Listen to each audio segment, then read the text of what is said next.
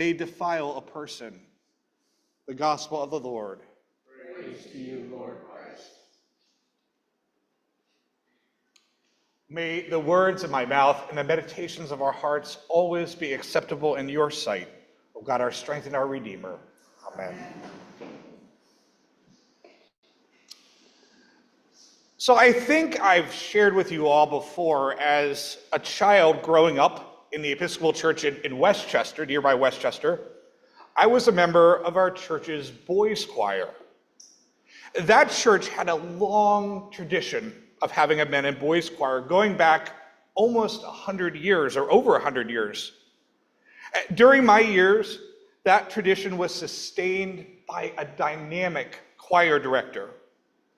Our choir was amazingly talented, and he would plan elaborate trips in the summer, tours all over the world. And if that wasn't enough, each summer there was also choir camp to get us ready for the coming school year. We'd spend a week up in the Berkshires practicing and having fun. That choir was a huge, all-encompassing commitment. During the school year, there were 2 long night practices during the week, in addition to our Sunday responsibilities. And we sang some pretty heavy-duty pieces of music that took a lot of practice. But anyone that was part of that choir quickly learned that it was a ministry, and not just to those in the pews on Sunday. It was a ministry to all the boys who participated.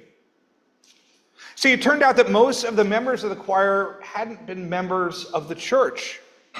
They'd been invited by friends and friends of friends to be part of a community that offered an opportunity, music and tours and concerts. That was a hook that got people in the door. And those boys didn't come alone, because they also became active in the church, and their families became active in the church. Off the top of my head, I could probably name 15 or 20 families who would have had no connection to that church or the Episcopal Church at all, except that their child became involved in the choir. And that choir, it drew people and families into the church. And in the church, we have words for ministries like that. Words like outreach or evangelism. And in some ways, it was almost like the Sunday morning music was secondary to the lives of the participants in that choir. Even now, I'm part of a Facebook group where I see all the old names pop up for the men and boys choir at Holy Trinity Church. So late in my middle school years, that dynamic choir director, he announced that he was leaving. And the members of the church were filled with anxiety. They had to keep the tradition alive. And so they engaged in a massive nationwide search for a new choir director. And the goal is to hire the most qualified choir director they could possibly find and relocate that person to Pennsylvania. And they found someone in New York City. And before long, the choir had a new director. This is a tale as old as time, because it's about choosing someone just based on their resume. And that new director, he was certainly more than qualified on paper. The best of the best, according to his resume and references. They had found him. Just that no one thought to consider his personality. Not only was he not fun, not only was he not good at building relationships, he was a raving lunatic. He was a screamer in music.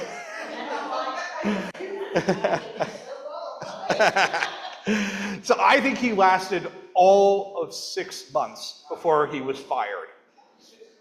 So suddenly the church had a big problem again. That new director, he had driven off several members along with their families from the church, and the choir that had been so strong was now waning in numbers. And the 100-year-old tradition was in danger. And so the church leaders, they punted, they quickly hired another choir director, or they hired the organist of that choir director who they had just hired to take over the role. And it turned out that this guy didn't have a difficult personality. He had no personality at all. Everything about the choir community started to slip away as the numbers continued to decline over the next 3 years.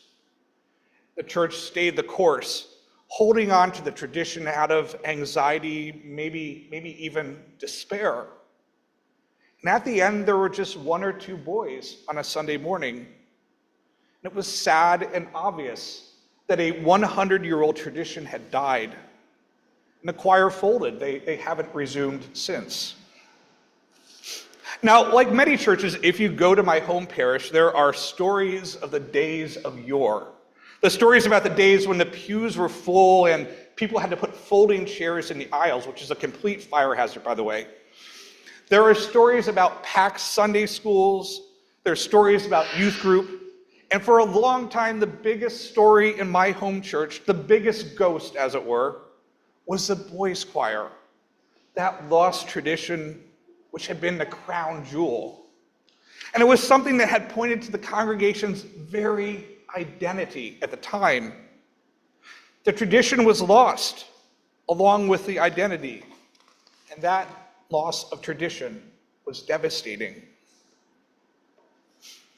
So what are some of the traditions onto which you hold?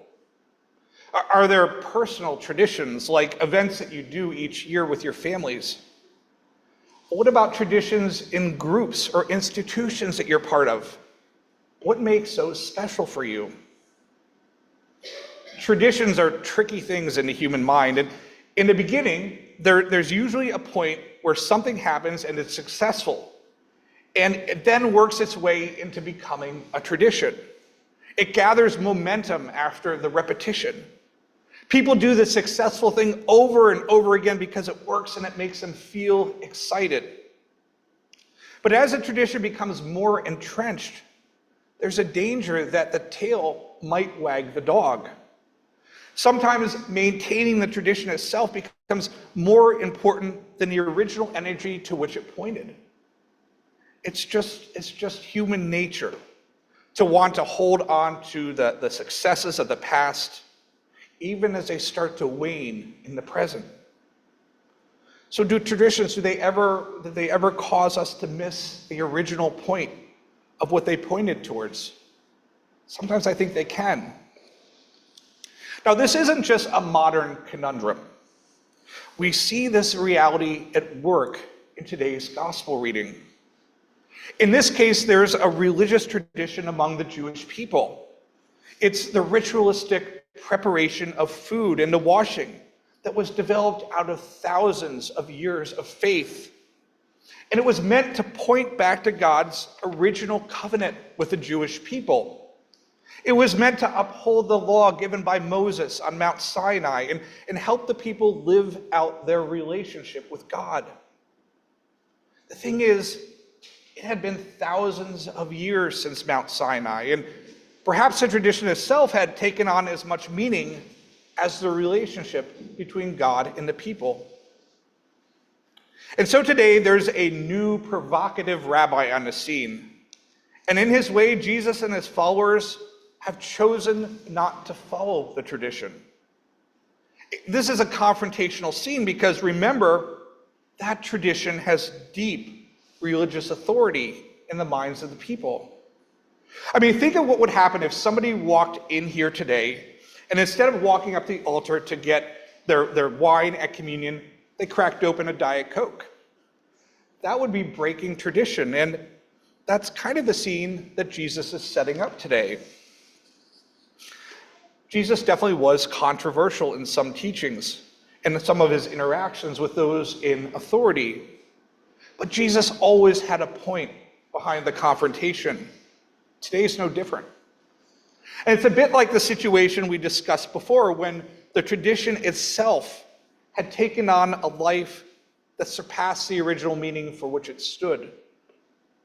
And so today we see Jesus questioning the very motivations behind the tradition as it was lived out in his time. And by doing so, he's really challenging authority. He's essentially telling those in the authority that they have missed the point.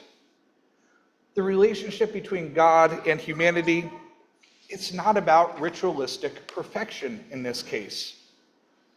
Faith is lived out in the hearts of God's followers.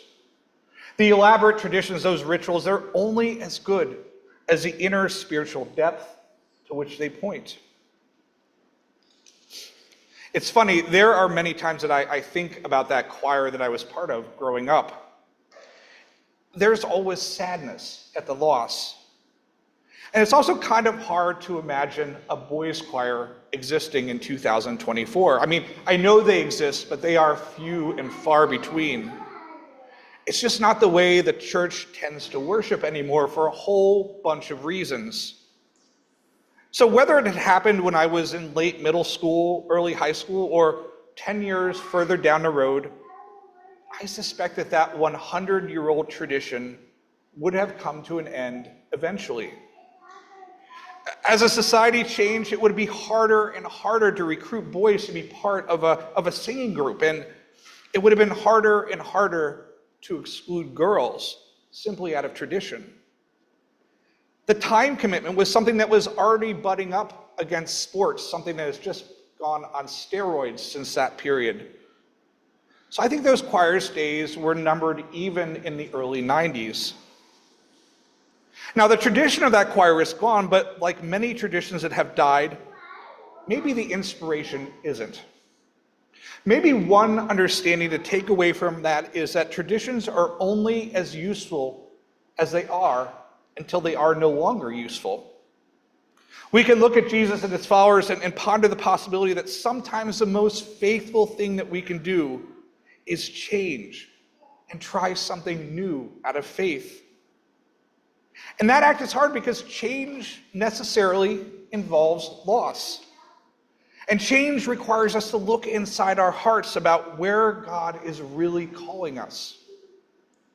That's what today's reading is about. Where is God calling us right now?